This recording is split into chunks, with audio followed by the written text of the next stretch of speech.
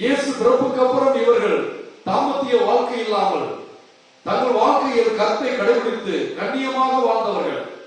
இவர்கள் எப்படி வாழ்ந்தார்கள் என்பதை சூசையப்பரிடம் கேட்டு பாருங்கள். உங்களுக்கு பிரச்சனை வந்தால், கணவன் மனைவியிடையே பிரச்சனை வந்தால், ஒருவர் மற்றவரிடம் பேசுங்கள், அவர்களிடம் பேசுங்கள். Go and speak to that person. Don't speak about that person to others. நீங்கள் அவரிடம் பேசுங்கள், to the person, not about the person. அந்த நபரை பற்றி எல்லாரிடமும் போய் பேசுவது புரடி பேசுவதும் அவர் பெயரை கெடுப்பதுமாகிவிடும். அது உறவை ஏற்படுத்தாது. ஆனால் அந்த நபரிடமே நீங்கள் போய் பேசினால் அந்த நபர் வழியாக உங்களுக்கு ஒரு சூழல் கிடைக்கலாம், ஒரு நல்ல ஒற்றுமைக்கான சந்தர்ப்பம் உருவாகலாம் என்று ஆண்டவர் சொல்கிறார். அந்த நபரிடம் நீங்கள் போய் பேசி அவர் கேட்கவில்லை என்றால் அந்த நபரோடு இருக்கிற நண்பர்கள் 4 பேரை சேர்த்து கூட்டிக் கொண்டு போய் பேசுங்கள். அவர் பேசியும் அவர்கள் கேட்கவில்லை என்றால் உங்கள் திருச்சபை தலைவர்களிடம் வாருங்கள், பங்கு தந்தையரோடு வைத்து பேசுங்கள், பங்கு மன்றத்தோடு பேசுங்கள். நமக்கு ஒரு தீர்வு கிடைக்கும். இப்படிப்பட்ட தீர்வுகளிலெல்லாம் நீங்கள் ஒற்றுமைக்காக அவர்கள் பெயரை கெடுக்காமல் எப்படியாவது ஆண்டவருடைய பிள்ளைகளாக வாழ வேண்டும் என்ற ஒரே நோக்கத்திற்காக நீங்கள் ஒற்றுமை உணர்வோடு பேசுகிற போது ஆவியானவர் வழி செய்வார். அப்படி ஆவியானவருடைய வழிகாட்டுதலுக்கு ஒருவன் செவிமடுக்காமல் நான் ஒத்துப்போக மாட்டேன் என்று முரண்டு பிடித்தால் அவனை விட்டு விடுங்கள், புறவினத்தனாக நீங்கள் கையாளுங்கள், அவனுக்கு உள்ள நீதியை நான் வழங்கிக் கொள்கிறேன் என்கிறார். ஆக கடவுள் அந்த கடைசி நீதி கூட அவனை கைவிட்டு விடுங்கள், புறவினத்தனாக விடுவுங்கள் என்பது கடைசியாக நாம் செய்ய வேண்டியது என்று சொல்லாமல் கடைசியான இலக்காக இருக்கட்டும். உறவை முயலுங்கள், உறவை வாழ ஆசைப்படுங்கள். அந்த உறவு என்பது ஒரு குடும்பத்தில் எப்படி இருந்தது என்பது சூசையப்பருடைய முயற்சியினால். மரியாதை பற்றி அவர்கள் சொன்னபோது அவர் மனதிலே கடவுளிடம் ஜெபிக்கிறவராக இருந்தார். எப்படி நாங்கள் சேர்ந்து வாழ்வதற்கு முன்னால் என் மனைவி மரியாள் கருவுற்று இருக்கிறாளே என்று சந்தேகப்படவில்லை. இது எப்படி நடந்திருக்கும்? மரியாளுடைய தூய்மை எனக்கு தெரியும், அவள் பரிசுத்தமானவள், அவள் தவறாக போயிருக்க வழி இல்லை, இதில் ஏதோ கடவுளுடைய திட்டம் இருக்கிறது என்று நினைத்தார். அந்த திட்டத்தை தெரிந்தவனுக்கும் அவர் கலங்கினார். காரணம், கடவுளுடைய மகளுக்கு நான் அப்பாவாக இருக்க முடியுமா, கடவுளுடைய தாய்க்கு நான் கணவனாக இருக்க முடியுமா என்ற பரிசுத்த பயம் அவரிடம் இருந்தது. அதற்கு தகுதி இல்லையே என்ற பயம் இருந்தது. ஆகவே நான் தயங்கிக் கொண்டிருந்தார். ஆனால் கடவுள், நீ கடவுளுடைய மகளுக்கு தந்தையாக போகிறாய், தந்தை கடவுளுடைய பிரதிநிதியாக போகிறாய் என்று சொன்னபோது அவர் அதை எடுத்துக் கொண்டதை பார்த்து, ஆக எல்லாவற்றையும் ஜெபத்தில் நிறுத்தி ஜெபத்திலே நடக்காதது என்று நினைக்கிற நேரத்திலே ஜெபத்தோடு நாம் நம்முடைய உறவுகளை, நம் சமூகத்தை பயன்படுத்தி, நம் கிறிஸ்தவ சமூகத்தை, நம் கிறிஸ்தவ தலைவர்களை பயன்படுத்தி நாம் அனைவரும் ஒருவர் மற்றவரோடு உறவில் வாழவும், இறைவனோடு உறவில் வாழவும் இன்றைய வாசகங்கள் அழைக்கின்றன. நாம் கடவுளோடு உள்ள உறவிலும் நம்முடைய கடவுளின் மக்களாகிய நம் கிறிஸ்தவ சமூகம் உலக மக்களோடு நாம் எப்படிப்பட்ட உறவில் வாழ்கிறோம் என்று பார்ப்போம். இந்த உறவிலே விரிசல்கள், காயங்கள், பகைமை, வெறுப்பு, பழிவாங்கும் எண்ணங்கள் இருந்தால் இயேசுவுக்காக, இயேசுவின் தந்தை கடமைப்புடைய சூசையப்பதற்காக அதை விட்டுக் கொடுத்து, ஆண்டவரே எங்களுக்கு ஒற்றுமையை தார், இயேசு ஜெபித்தாரே அவர்கள் ஒன்றாக இருப்பார்களாக என்ற இயேசுவின் ஜெபம் கடமை புனித சூசையப்படியாக நாம் இல்லங்களில் நிறைவேறுவதாக. அன்புக்குரிய தேவ பிள்ளைகளே, இன்றைய நவநாள் திருப்பலியை என்னுடைய தம்பி சித்தப்பா மகன் வருண் கென்சிலி கடந்த சனிக்கிழமை அன்று 8ஆம் தேதி கடவுளுடைய திரு குருவாக திருநிலைப்படுத்தப்பட்டிருக்கிறார். ஒரு புதிய குருவை கடவுள் கொடுத்திருக்கிறார். ஆகவே என்னுடைய சகோதரன் குருத்துவ வாழ்விலே சிறந்து இருக்கவும், அவருடைய துறவர இந்த குருத்துவ வாழ்வு கடவுளுக்கும் அவருடைய மக்களுக்கும் பயனுள்ளதாக இருக்க அவரை ஆசீர்வதிக்கும்படி இந்த நன்றி பலியாகவும், மேலும் இந்த திருப்பலியை நாம் வாஞ்சியோடு நம் திருத்தலத்திற்கு ஒவ்வொரு நாளும் தொடர்ந்து வந்து கொண்டிருந்த திருவாளர் ஜெயக்கொடி திருமதி ஜெயந்தி குடும்பத்திற்கும் குழந்தைகளுக்கும் தொழிலுக்குமாக ஜெபிப்போம்.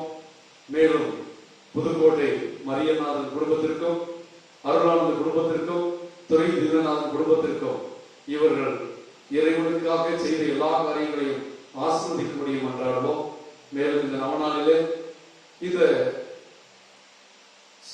கொரோனா தொற்று தொடங்கியதிலிருந்து இந்த திருத்தலத்திலே வசதிகள் இல்லாவிட்டாலும் ஆண்டவருடைய கல்வாரி பலியையும் ஆராதனையையும் இன்னும் பல்வேறு செய்திகளையும் உங்களுக்கு ஒவ்வொரு நாளும் கொண்டு வருவதற்கு பேருதவியாக இருக்கிற சிறுவன் டேனியல். அவன் 10ஆம் வகுப்புல ஆண்டவருடைய ஆசிரியர் 493 மார்க் பெற்றிருக்கிறார். 99 விழுக்காடுகளை நெருங்கி பிடித்திருக்கிற இந்த சிறுவனுக்கு இறைவனுடைய அருள் தொடர்ந்து இருக்கவும், கல்வியிலும் அவன் படிப்பிலும் மென்மேலும் வளர்ந்து ஆண்டவருடைய அருள், ஆண்டவரை தேடுகிற பிள்ளைகள், ஆண்டவருக்கு பணியாற்றுகிற பிள்ளைகள், ஆண்டவருடைய பீடத்தில் இருக்கிற பிள்ளைகளுக்கு என்ன ஆசீர்வாதம் கிடைக்கும் என்பதற்கு சாட்சியாக இருக்கவும் அவருடைய குடும்பத்தின் நன்றியை ஏற்று நாம் ஒப்புக் கொடுப்போம். இந்த திருப்பலியில நாம் இந்த திருத்தலத்திற்கும் புதிய ஆலயத்திற்கும் உதவி செய்கிற எல்லா பிள்ளைகளுக்கும், என்னுடைய பங்கு மக்கள் ஒவ்வொருவருக்கும் கடவுள் புனித கணவன் புனித சூசையின் வழியாக ஆசீர்வாதங்களை அள்ளி பொழிய, அவர்களை பராமரிக்க, உறவோடு எல்லா குடும்பங்களும் அமைதியிலும் ஒற்றுமையிலும் சமாதானத்திலும் மகிழ்ச்சியிலும் வாழ கிருபை செய்ய வேண்டும் என்று ஜெபிப்போம்.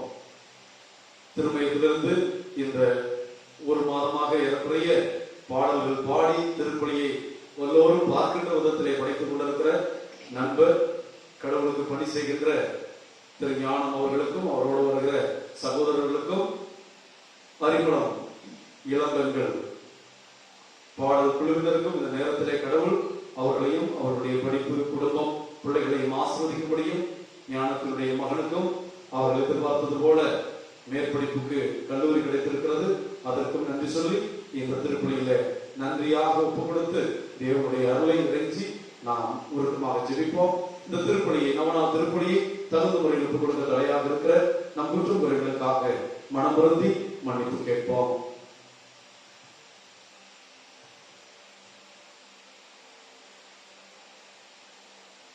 எல்லாம் வல்ல இறைவனிடமும் சகோதர சகோதரிகளிடமும் நான் பாவியை ஏற்றுக்கொள்கிறேன். ஏனெனில் சிந்தையாலும் சொல்லாலும் செயலாலும் கடமையை தவறினாலும் பாவங்கள் பல செய்தேன். என் பாவமே, என் பாவமே, என் பெரும்பாவமே.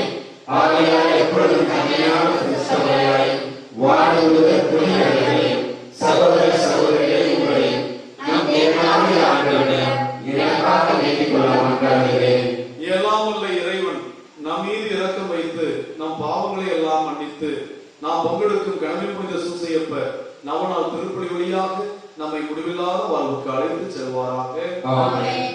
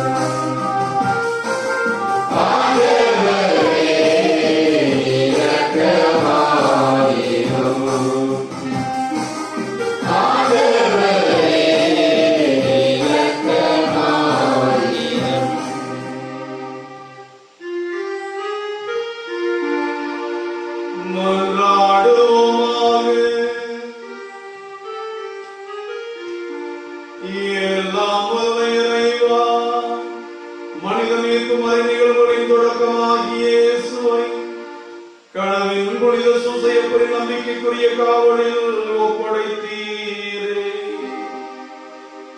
எம் புனிதரின் பரிந்துரையால் அவருடைய நவநாளில் ஜெபிக்கிறவும் குடும்பங்களையும் அறிமளம் கடலின் புனித சூசையப்பரை நோக்கி மன்றாட்டுக்களை எழுப்பும் பக்தர்களையும் ஆண்டவருடைய அன்பு பணியில் ஆர்வமுடன் ஈடுபடவும் புனிதர் வழியாக ஆசீர்வாதங்களை பெற்றுக் கொள்ளவும் அருள்வீராக. உம்மோடு பரிசுத்த ஆவியின் ஐக்கியத்தில் இறைவனாய் என்றென்றும் வாழ்ந்து ஆட்சி செய்கிற ஆண்டவரும் மகனுமாகிய இயேசு கிறிஸ்து வழியாக உம்மை மன்றாடுகிறோம்.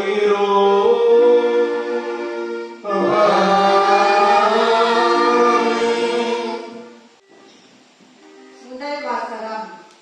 எஸ்ரேமில் செய்யப்படும் அருவருக்கத்தக்க செயல்களுக்காக புலம்பும் மனிதர்களுக்கு நெற்றியில் அடையாளமிடு. இறைவாக்கினர் எசேக்கியா நூலிலிருந்து வாசகம். அதிகாரம் 9 இறை வார்த்தைகள் 1 முதல் 7 வரை மற்றும் அதிகாரம் 10 இறை வார்த்தைகள் 18 முதல் 22 வரை.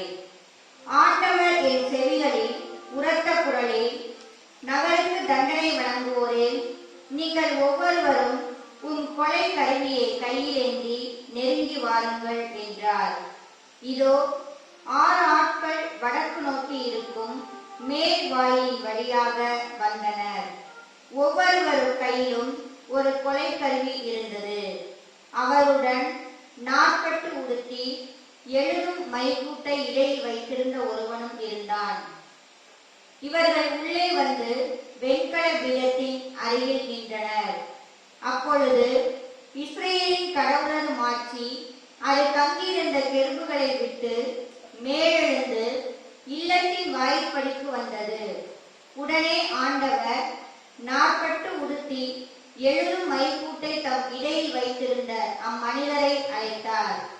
பின் ஆண்டவர் அவரை நோக்கி, நீ எருசலேம் நகரெங்கும் சுற்றி வந்து அதனுள் செய்யப்படும் எல்லா அருவருக்கத்தக்க செயல்களுக்காகவும் பெருமூச்சு விட்டு புலம்பும் மனிதர்களுக்கு நெற்றியில் அடையாளம் இடு என்றார். தன் செவிகளில் விழுமாறு அவர் மற்றவர்களை நோக்கி கூறியது, நீங்கள் அவர் பின்னால் நகரெங்கும் சுற்றி வந்து தாக்குங்கள். உங்கள் கண்கள் நின்று யாரையும் தப்பவிட வேண்டாம். இரக்கம் காட்ட வேண்டாம். முதியோர், இளைஞர், கன்னியர், குழந்தைகள், பெண்கள் அனைவரையும் கொன்றொழியுங்கள். அடையாளம் இடப்பட்ட மனிதர் எவரையும் நெருங்காதீர்கள். என் தூயகத்திலிருந்து தொடங்குங்கள். அவர்களும் ஆண்டவரது இல்லத்தின் முன்னிலிருந்த முதியோரிலிருந்து தொடங்கினர். அவர் அவர்களை நோக்கி, கோவிலை கரைப்படுத்துங்கள், முற்றங்களை கொலையுண்டவர்களால் நிரப்புங்கள், புறப்படுங்கள் என்றார். அவர்களும் நகருக்குள் சென்று வெட்டி வீழ்த்தினார்கள். ஆண்டவரது மாட்சி கோவிலின் வாயிற்படியை விட்டு கெருபுகளின் மேல் வந்து நின்றது. என் கண்ணெதிரே கெருபுகள் தங்கள் ரெக்கைகளை விரித்து நிலத்தினின்று மேல் எழுந்தன. அவை சென்றபோது சக்கரங்களும் அவற்றுடன் சென்றன. ஆண்டவரது இல்லத்தின் கிழக்கு நுழைவாயில் அவை நின்றன. இஸ்ரேலின் கடவுளது மாட்சி அவற்றின் மேல் இருந்தது. கெபார் ஆற்றோரம் இஸ்ரேலின் கடவுளுக்கு கீழே நான் கண்ட உயிரினங்கள் இவையே. அவை கெருபுகளே என்று நான் தெரிந்து கொண்டேன். அவை ஒவ்வொன்றுக்கும் 4 முகங்களும் 4 ரெக்கைகளும் இருந்தன. அவற்றின் ரெக்கைகளின் கீழ் மனித கைகளின் சாயல் இருந்தது. அவற்றின் முக சாயல் கெபார் ஆற்றோரம் நான் கண்ட முகங்களைப் போன்றே தோன்றிற்று. அவை ஒவ்வொன்றும் நேர்முகமாக சென்றன. இது ஆண்டவர் வழங்கும் அருள்வாக்கு. இறைவா உமக்கு நன்றி.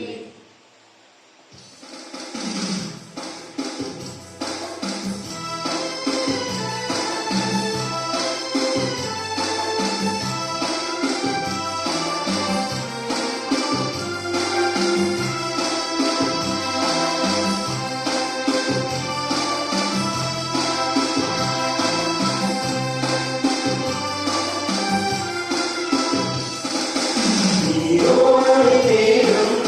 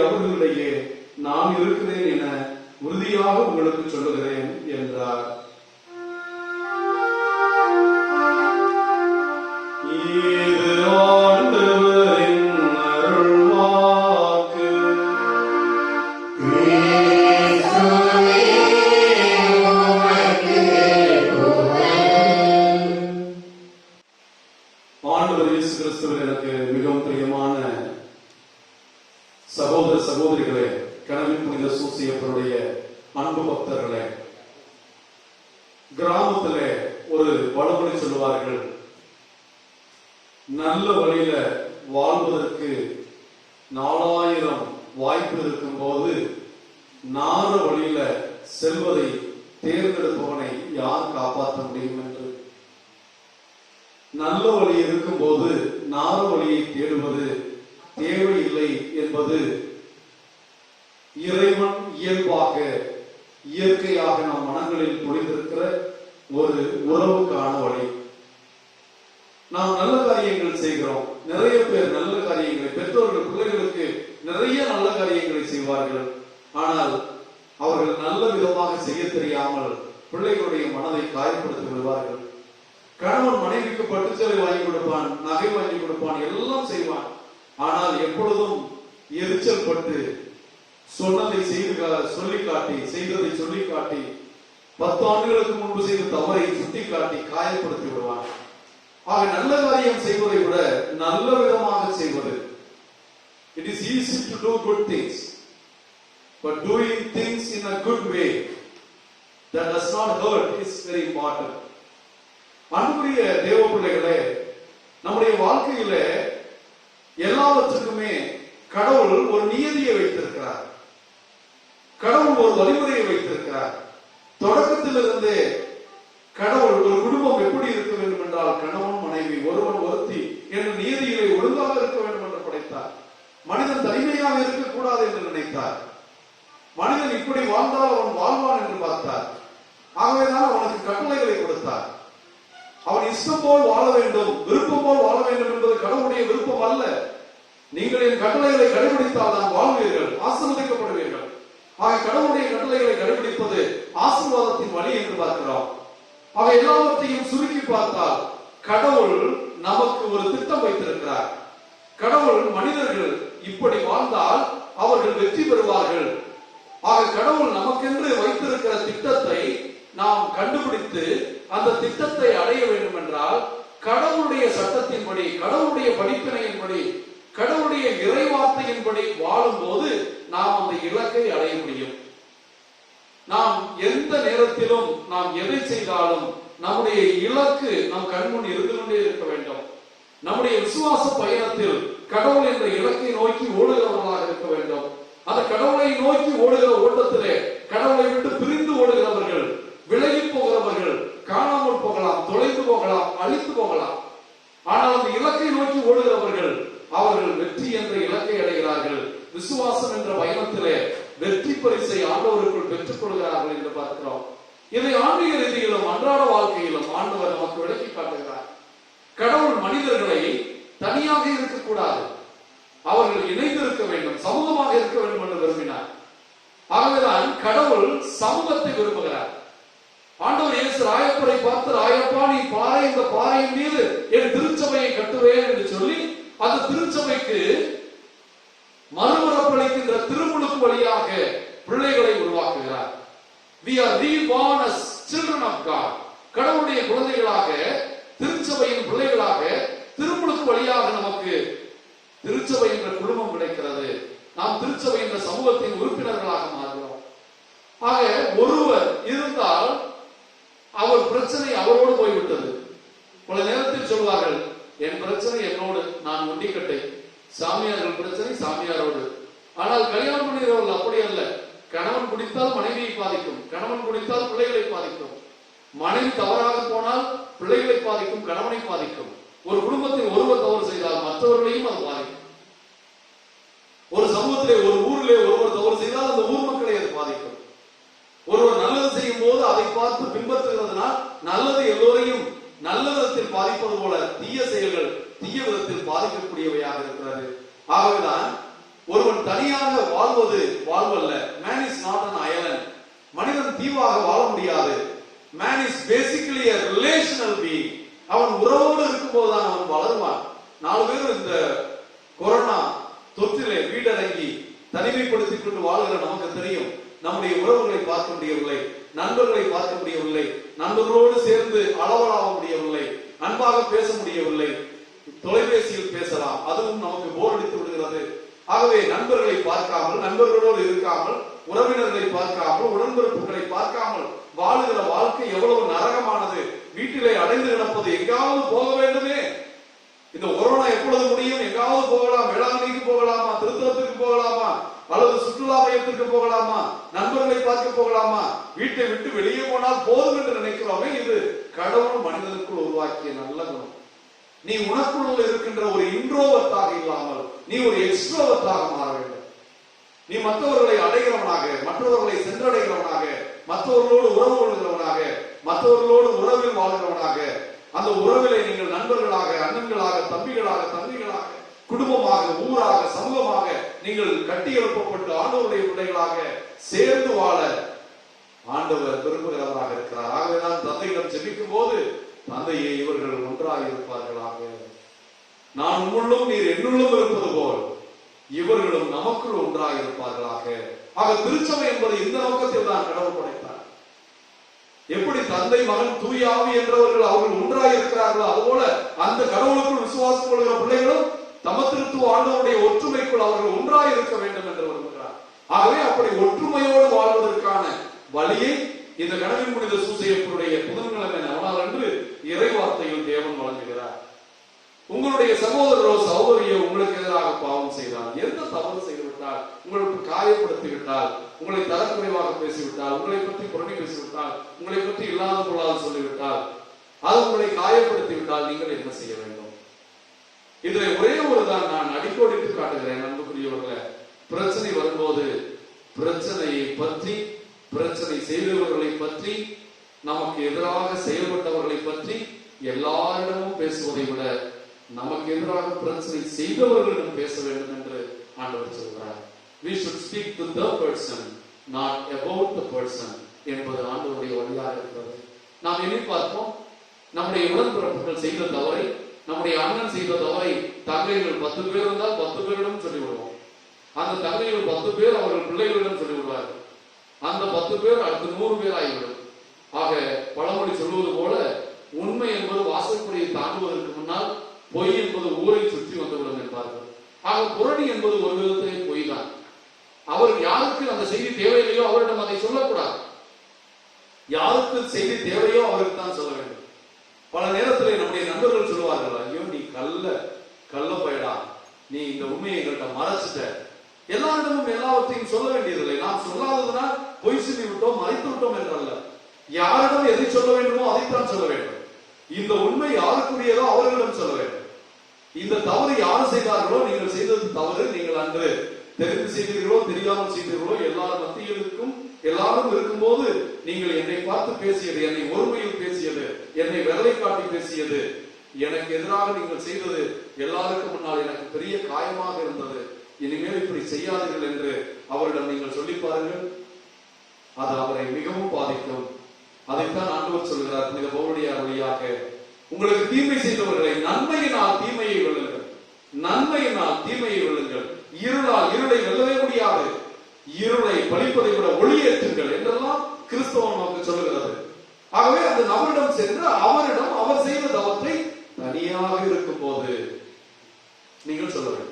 மொட்டை கடுதாசி போடக்கூடாது.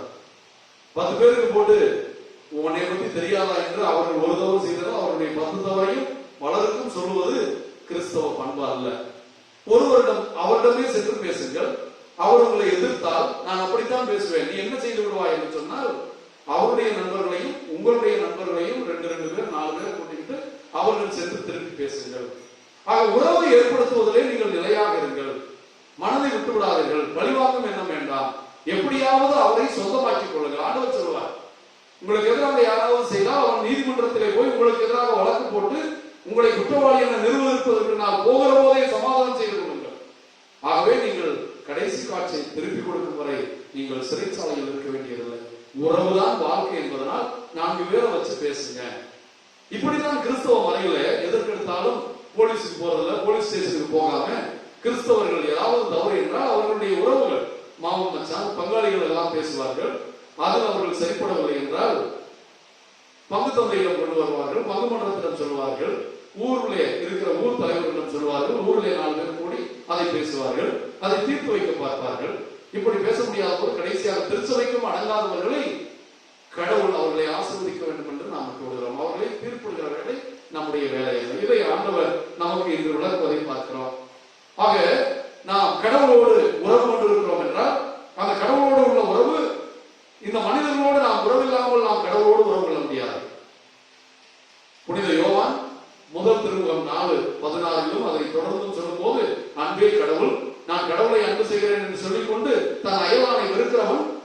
பொய்யன்.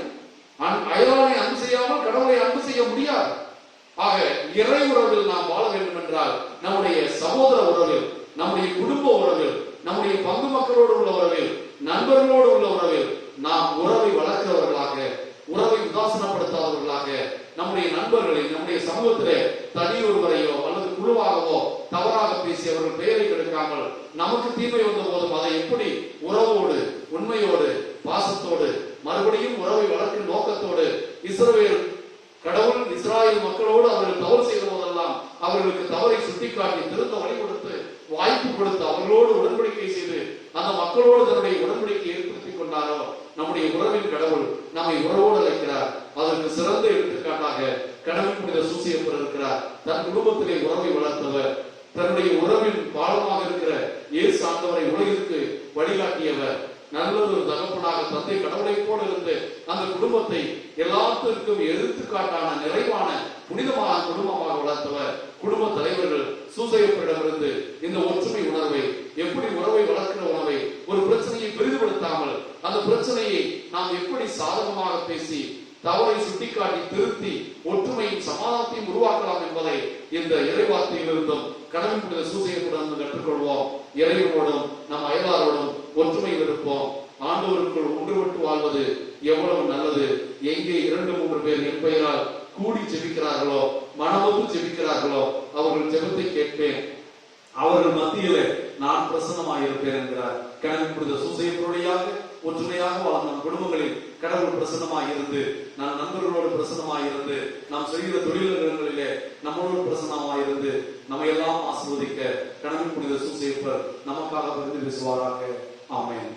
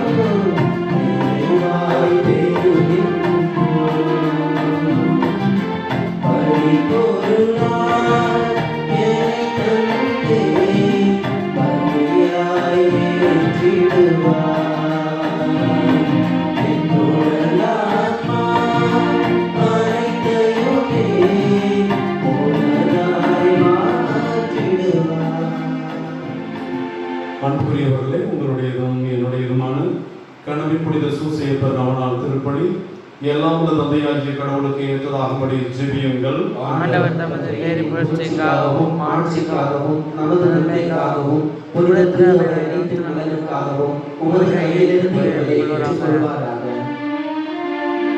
ஆண்டவரே, கன்னிமரியாவிடமிருந்து பிறந்த ஒரே திருமகனுக்கு கனவின் புனித சூசையப்பர் பேரன்போடு பணிபுரியலானார். அவருடைய நவநாளிலும் பீடத்திலும் மக்கள் கொண்டு வரும் இக்காணிக்கைகளை நிறைவேற்று தூய மனதுடன் கடவுளுக்கு பணிபுரியும் மக்களாக எங்களை மாற்றுவீராக. எங்கள் ஆண்டவராகிய கிறிஸ்து வழியாக உம்மை மன்றாடுகிறோம்.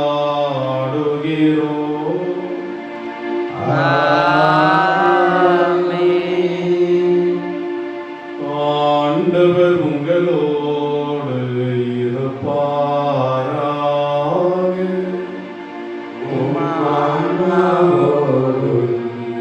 இருப்பாராக. இதயங்களை மேலே எழுப்புங்கள்.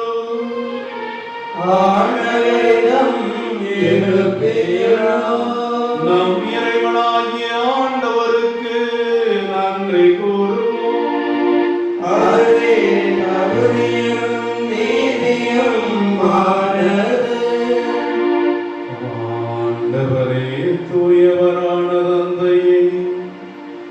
என்றும் உள்ள எல்லாம் வல்ல இறைவா,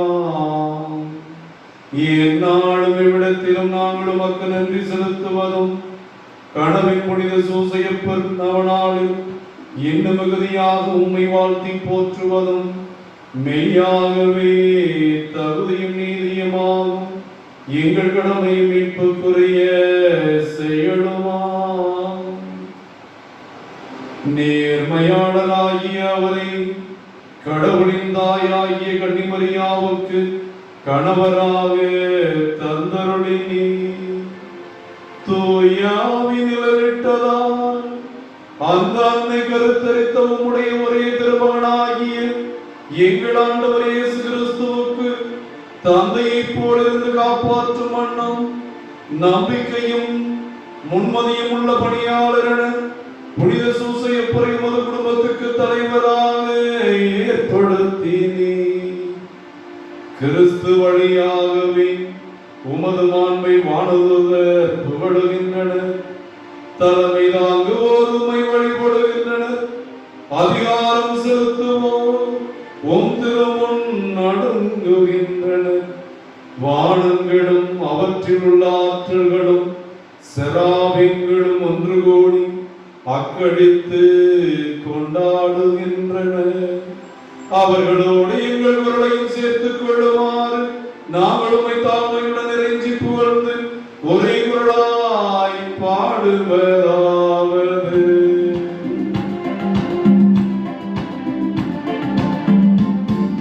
பரிசுத்தர் பரிசுத்தர் பரிசுத்தரே, உலகின் தேவனாகிய ஆண்டவர், வானமும் பூமியும் உமது மகிமையால் நிறைந்துள்ளன. உன்னதங்களிலே ஓசானா, ஆண்டவர் பெயரால் வருகிறவர் ஆசி பெற்றவர். உன்னதங்களிலே ஓசானா, உன்னதங்களிலே ஓசானா. தெய்வீக பிள்ளைகளே, நம் ஆண்டவர் வல்லமையோடு எழுந்தேறி வருகிற நேரம். இதை நாம் வழிபாட்டில் எழுந்தேற்ற நேரம் என்று சொல்லுவோம். நம் இதயங்களை இறைவன்பால் எழுப்புவோம். ஆவியானவர் வல்லமையோடு இந்த அப்ப ரசத்தில் இறங்கி வந்து இயேசுவின் உடலாக இரத்தமாக மாறுகிற இந்த நேரம் எல்லா அதிசயத்திலும் அதிசயமான நேரம். நம் வாழ்க்கையில் அற்புதங்கள் நிகழ இந்த அப்பத்தையும் ரசத்தையும் மாற்றுகிற தேவன் நம் வாழ்க்கையில் மாற வேண்டியவர்களை மாற்ற உருக்கமாக ஜெபிப்போம். ஆண்டவரே, நீர் மெய்யாகவே தூயவர், தூய்மை அனைத்துக்கும் ஊற்று. ஆகவே உடைய பரிசுத்த ஆவியை பொழிந்து காணிக்கைகளை தூய்மையாக்க உம்மை வேண்டுகிறோம். இவ்வாறு எங்கள் ஆண்டவர் இயேசு கிறிஸ்துவின் திருவுடலும் திருரத்தமுமாக இவை எங்களுக்கு மாறுவதாக. அவர் பாடுபட உளங்கணிந்து நம்மை கையளித்த போது அப்பத்தை எடுத்து நன்றி செலுத்தி அதை பிட்டு தம் சீடர்களுக்கு அளித்து அவர் கூறியதாவது: அனைவரும் இதிலிருந்து பெற்று உண்ணுங்கள், ஏனெனில் இது உங்களுக்காக கையளிக்கப்படும் என் உடல்.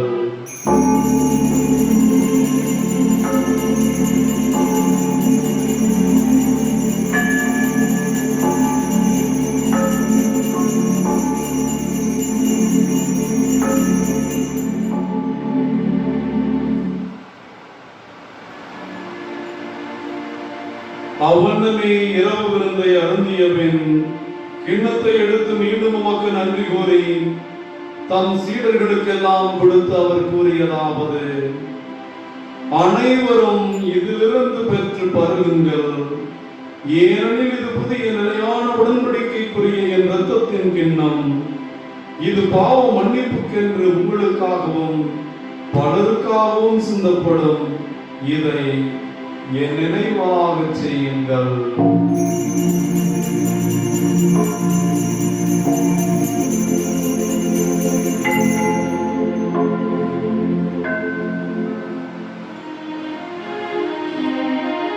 இறை நம்பிக்கையின் மறைபொருள்.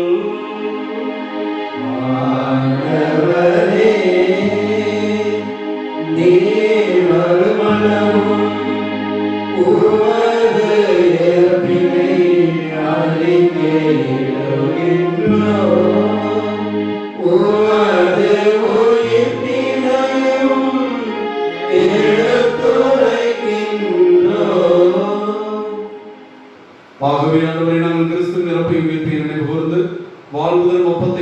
வைக்கும் கிண்ணத்தை உமக்கு ஒப்புக் கொடுக்கிறோம். உம் திருமணம் உமக்கு ஊழியம் புரிய தலைமுறைகளை ஏற்றுக்கொண்டீர். எனவே உமக்கு நன்றி செலுத்துகிறோம். மேலும் கிறிஸ்துவின் உடலில் ரத்தத்தில் பங்குவிடும் எங்களை பரிசுத்த ஆவியானவர் ஒன்று சேர்க்க வேண்டும் என தாழ்மையுடன் மன்றாடுகிறோம். ஆண்டவரை உலகெங்கும் பரவி இருக்கும் அது திருஅவையை நினைவு கூர்ந்தருளும். எங்கள் திருத்தந்தை பிரான்சிஸ், எங்கள் ஆயர் தேவதாஸ் அம்ப்ரோஸ், எல்லா திருநிலையினராகிய அனைவரோடும் முது திருச்சபையை அன்பின் நிறைவை அடைய செய்தருளும். உம் அன்பில் கிருபையோடு நம்பிக்கை கொண்டிருக்கிற கனவின் புனித சூசையப்பருடைய பக்தர்கள் ஒவ்வொருவரையும் அன்பின் நிறைவை அடைய செய்தருளும். உயிர் திருவோம் என்ற நம்பிக்கையோடு வாழ்ந்திருந்து போன எல்லா ஆன்மாக்களையும் விண்ணக ராஜ்யத்தில் ஏற்றுக்கொள்ளும். கொரோனா தொற்றிலே பாதிக்கப்பட்டு இறந்த உம் அடியார்கள் ஒவ்வொருவரையும் உம் இரக்கத்தினால் விண்ணகத்திலே நித்திகளை பாற்றி அளித்தருளும். எங்கள் அனைவர் மீதும் இரக்கமாயிரும்.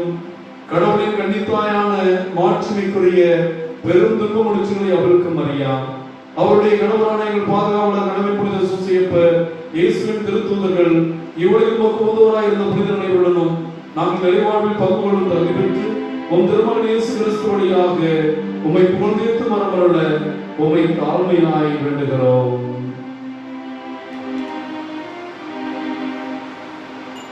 இவர் வழியாக இவரோடு இவரில் எல்லாம் இறைவனாகிய தந்தையே, தூயாவின் ஒன்றிற்கும் எல்லா புகழும் ஆட்சியும் என்றென்றும் உமக்கு உரியதே.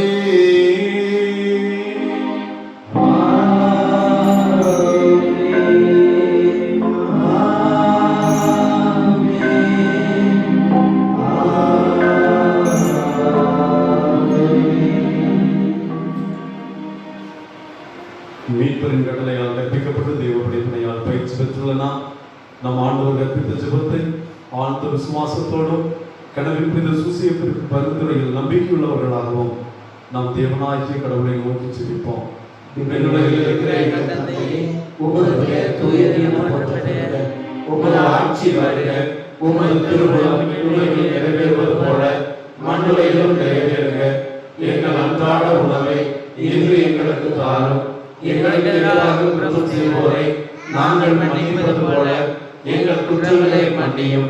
எங்களை சோதனைக்கு உட்படுத்தாதேயும், தீமையிலிருந்து எங்களை விடுவித்தருளும். ஆண்டவரே, தீமைகள், நோய்கள், பேய்கள், அங்ககார சக்திகள் எல்லாவற்றிலும் இருந்தும் கனவின் புனித சூசையப்பருடைய பரிந்துரையை நம்பி ஜெபிக்கிற எல்லா குடும்பங்களையும், இந்த திருப்பணியை காணும் குடும்பங்களையும் அமைதி என்ற கொடையினால் நிரப்பியருளும்.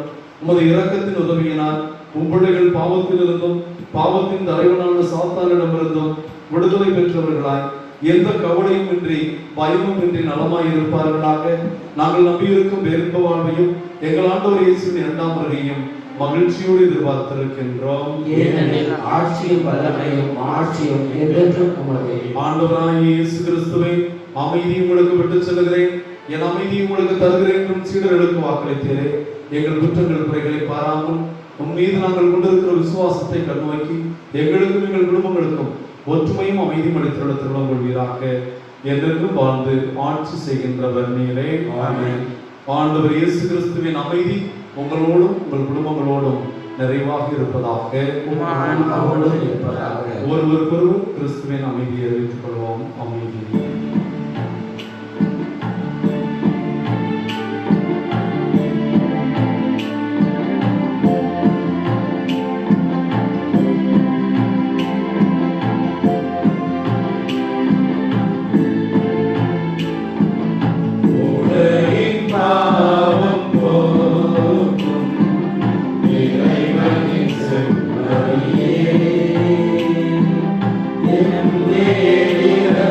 Yeah.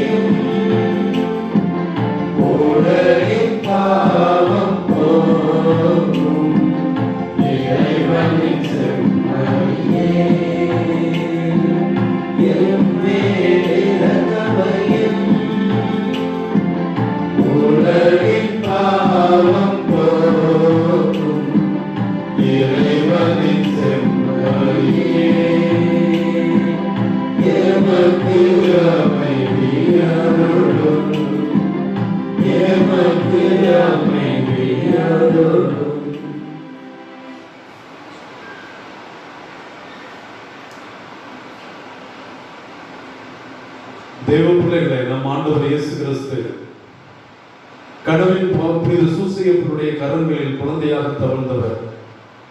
அவருடைய கரம் பிடித்து நடந்தவர். அவர் வழிகாட்டுதலில் தெய்வீக கடமைகளையும் தேவனுடைய சட்டங்களையும் நிறைவேற்றியவர். வானக தந்தையை போல பிரியமான தந்தையாக சூசையப்பர் இருந்ததனால் சூசையப்பருக்கு எல்லா வரங்களையும் கொடுத்து இன்று வரை ஆசிர்வதிக்கும் புனிதர்களின் புனிதராக வைத்திருக்கிறவர். இந்த ஆண்டுகளுடைய திருவிருந்தலை பங்கு கொள்கிற நாம் அனைவரும் பெயர் பெற்றோர்.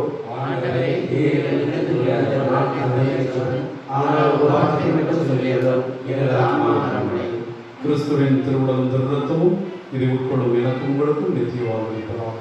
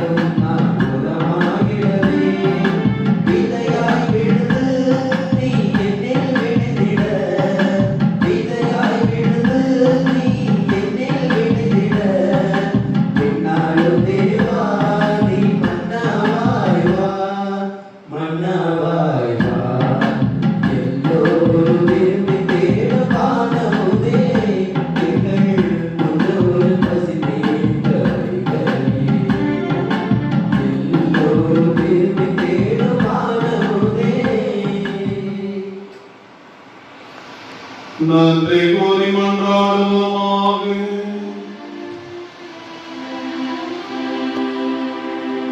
பேரிரக்கமுள்ள ஆண்டவரே, கனவின் புனித சூசையப்பருடைய நவநாளில் பேரின்பம் கொண்டதும் குடும்பத்தை இப்பீடத்தின் திருவுணவால் நிறைவு சொல்வீரே. முடிவில்லாத முதுகையாளை குடும்பத்தை பாதுகாத்திருளும். இந்த நவநாள் திருப்பலியில் கலந்து கொள்கிற பிள்ளைகளையும் தங்கள் இல்லங்களில் இருந்து கடவுளின் புனித சூசையப்பர் வழியாக தங்கள் வேண்டுதல்களையும் ஜெபங்களையும் உம்மை நோக்கி எழுப்புகிற குடும்பங்களையும் உம்முடைய அருட்கொடைகளில் நிலைத்திருக்க அருள்வீராக. எங்கள் ஆண்டவராகிய கிறிஸ்து வழியாக உம்மை மன்றாடுகிறோம்.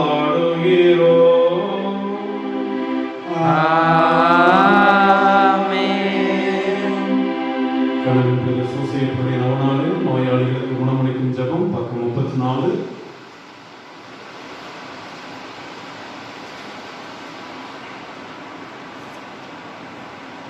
இரக்கமுள்ள இயேசுவே, விரும்புகிறேன் குணமாக என்றும் என்னால் குணப்படுத்த முடியும் என்று விசுவாசிக்கிறாயா என்றும் கேட்டு நோயாளிகளை குணப்படுத்தினீரே.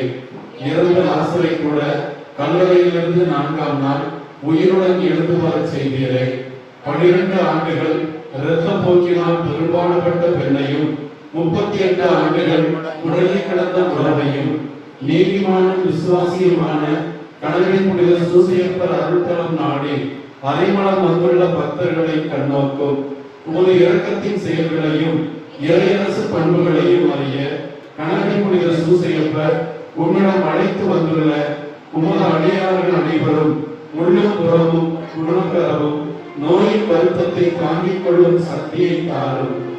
இரக்கத்தின் ஆண்டவரான இயேசுவே, ஒரு வளர்ப்பு தந்தைக்கு வணக்கம் செலுத்த வந்துள்ள கணவன் புனித சூசையப்பரின் பக்தர்களுக்கும் அவர்களின் குடும்பங்களுக்கும் உமது சமாதானத்தையும் இரக்கத்தையும் வழங்கியருளும்.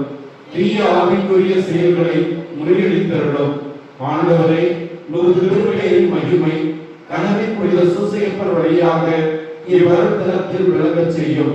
பிதாவோடும் தூய ஆவியோடும் என்றென்றும் வாழ்ந்து ஆட்சி செய்யும் நீரே இவர்களை குணப்படுத்தி ஆசீர்வதிப்பாராக. ஆமென். ஆண்டவர் பெயராலே நமக்கு உதவி உண்டு. அவரை விண்ணையும் மண்ணையும் படைத்தவர் ஆண்டவர் உங்களோடு இருப்பாராக.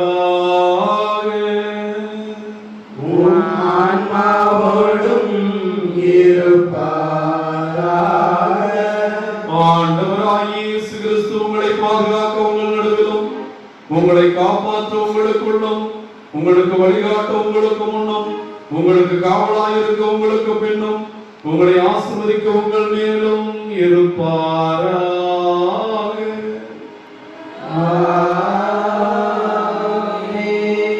எல்லாம் வல்ல இறைவன் பிதா சுதன் பரிசுத்த ஆவி உங்களையும் உங்கள் குடும்பங்களையும் கடவுளின் புனித சூசையப்பர் வழியாக ஆசீர்வதிப்பாராக.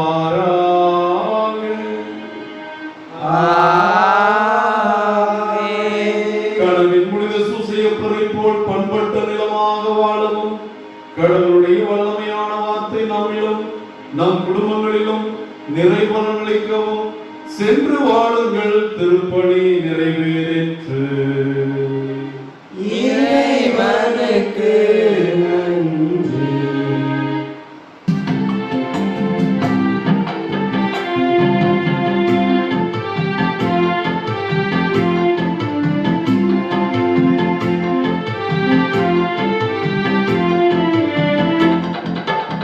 எங்கள் காவலாம் சூசை தந்தையின் மங்களங்கள் என்று சொல்லி இங்கு பாடுவோம்.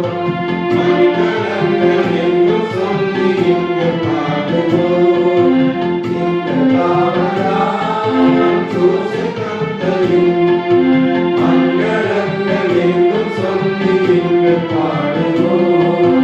மங்களங்கள் என்று சொல்லி இங்கு பாடுவோம். செந்தையாயிலே தங்க புஷ்பம் தங்க கோலை ஏந்திடும். செந்தையாயிலே தங்க புஷ்பம் தங்க கோலை ஏந்திடும். எங்கள் காவலாம் சூசை தந்தையின் மங்களங்கள் என்று சொல்லி இங்கு பாடுவோம். மங்களங்கள் என்று சொல்லி இங்கு பாடுவோம்.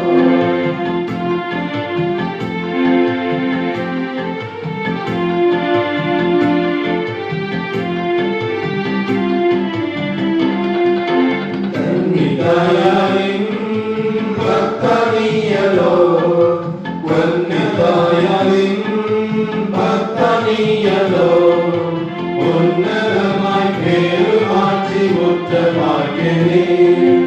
உன்னதமாய் பேருமாட்சி முற்ற பாக்கியனே. சென்னி மகுட முடிவுரைந்த மன்ன கோத்திரமாதவன். சென்னி மகுட முடிவுரைந்த மன்ன கோத்திரமாதவன். எங்கள் காவலாம் சூசை தந்தையின் மங்களங்கள் என்றும் சொல்லி இங்கு பாடுவோம். மங்களங்கள்